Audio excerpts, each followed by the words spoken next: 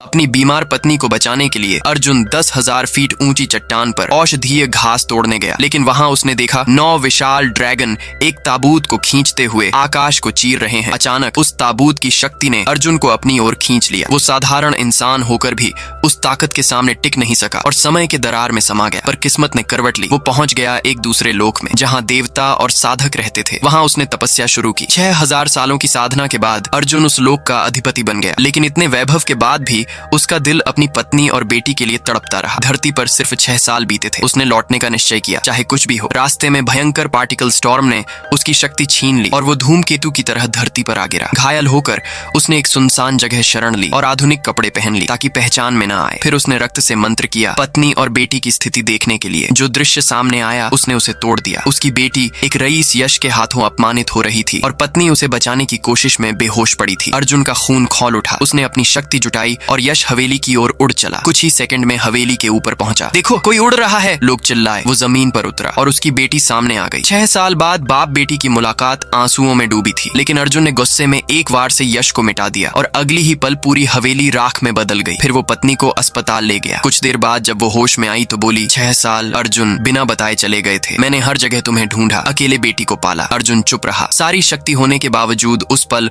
वो खुद को असहाय महसूस कर रहा था। नेक्स्ट पार्ट के लिए सब्सक्राइब करें।